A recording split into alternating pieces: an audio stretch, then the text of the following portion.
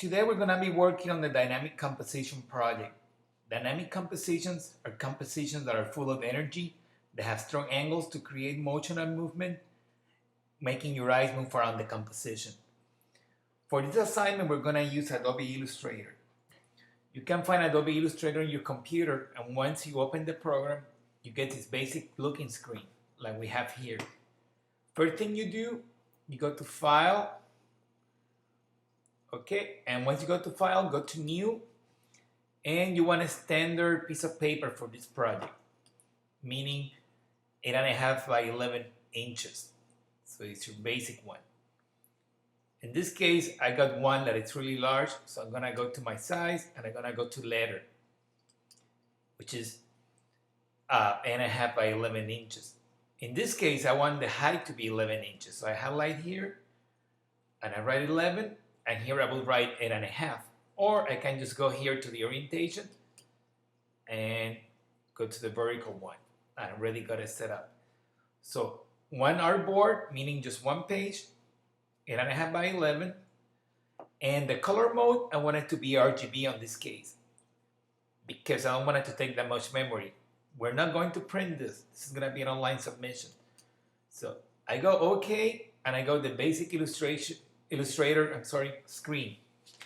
The first thing I have to do is to find the layers panel.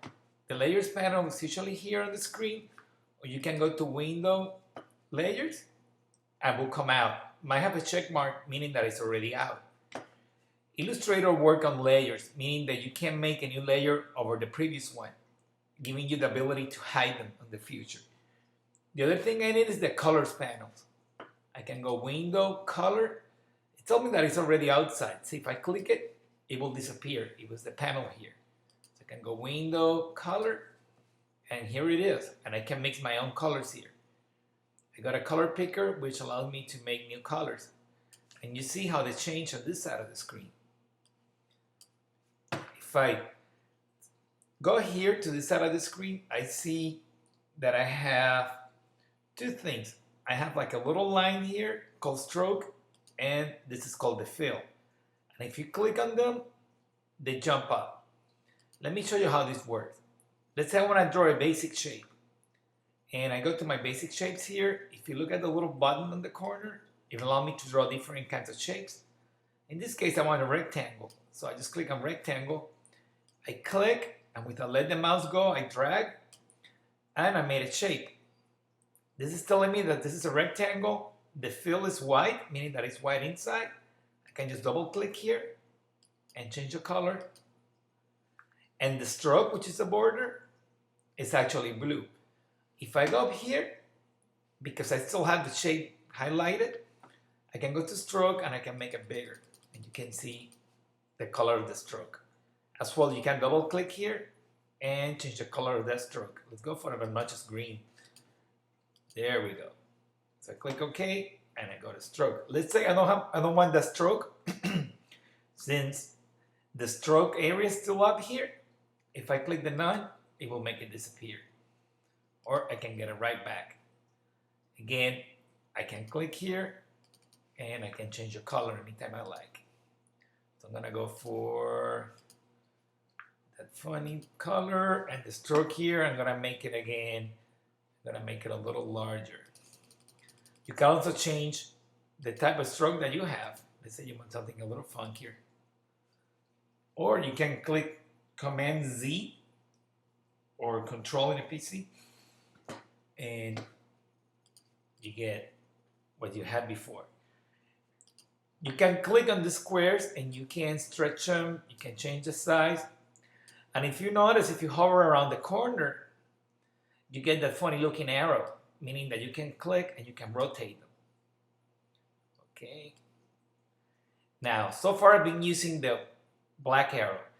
If I go to the white arrow, it allows me to do direct selection, meaning that I can click on a corner and I can change the shape.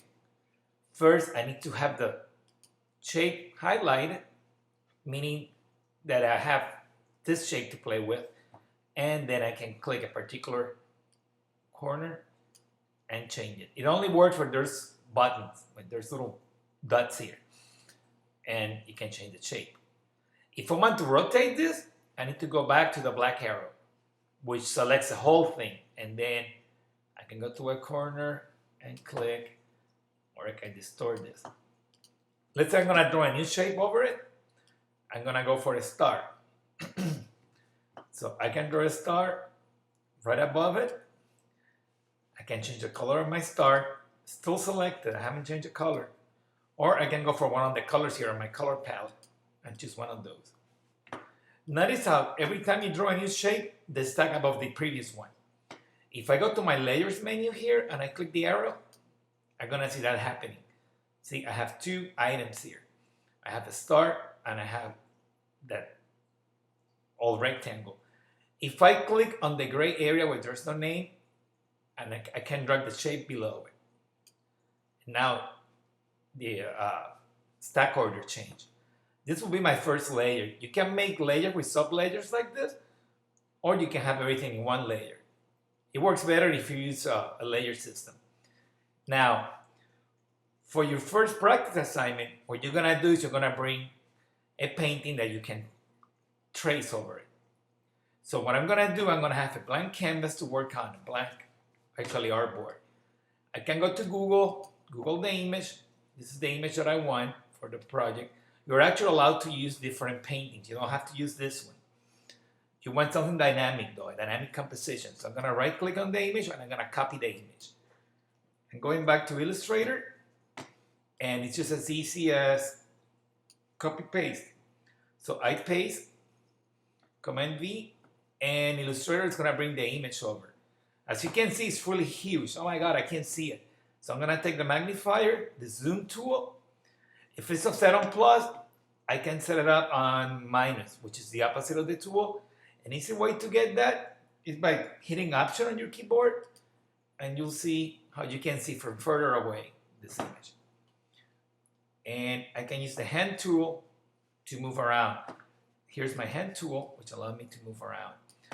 Somewhere here, you can see the edge of the paper. I really have to work on this image. It's just too big. So I'm gonna click on the corner, and at the same time that I'm shrinking down the image, I'm hitting the Shift key so the image doesn't get distorted.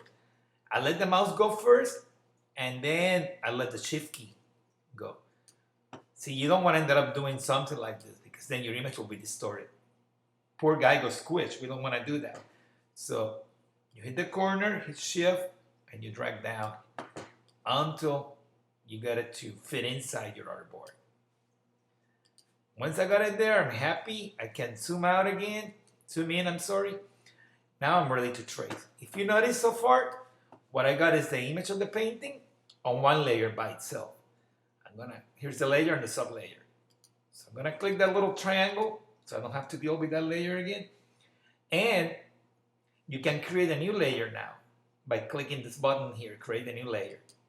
It's gonna stack it right over it. And now I can start drawing things here. For example, I can draw a rectangle for this area. I can click here, I go, oh, that kind of looks the same. And I can take the black arrow, click here, and I can rotate it the right way. I go, you know, that's fairly close. I'm happy with it. Now, if you don't want to keep clicking on the painting and moving it by accident, which is very annoying, what you can do is you can lock the layer. Locking a layer is as easy as clicking here, this little button here. Now I cannot click on this layer, it's inactive. If I don't want to see it at all, I can click the little eyeball. Just like if you poke your eye, you can't see, you can poke that eye and then you don't get to see it. This is how the layers work. It's a very convenient system to work with things. Now, if I take the padlock out, I get to see the layer again. Now, that little button here, transparency, or you can go to window transparency if you don't see it, allows you to change the transparency of the object. So if I click on the painting, which is now unlocked, I can click on transparency, and I can change opacity, let's say to 50%, or 60, or whatever you like, and make your job a little easier because you don't have that overpowering painting over the whole thing, which makes it work a little nicer. Now, let's say that after I work on the painting for a while, I go, man, it's hard to see what's going on. I would like to have a black background. I could create a new layer for that matter if I want. Okay, notice that I have clicked this one. So when I create a new layer, it created right above it. Or if you create a layer 3 above here, you can drag it down. You can move layers any way you want, remember? So actually I'm gonna take it out because it went inside the other layer. Sometimes that happens and it's annoying. There we go. So I go over layer 2 and now layer 3 is stuck in there. So I need to get layer 3 out. And there we go, finally I did.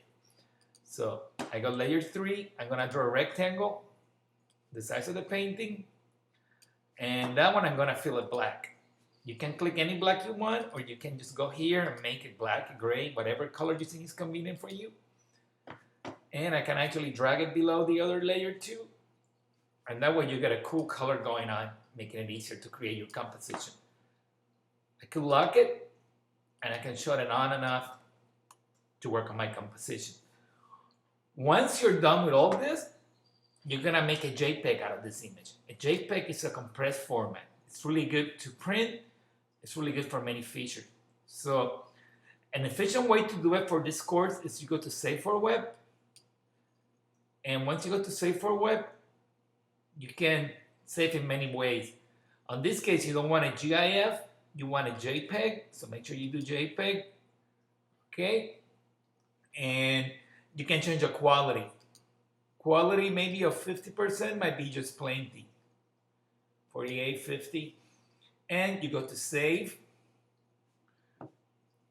And you're gonna save it following these directions. You wanna save it as practice 1.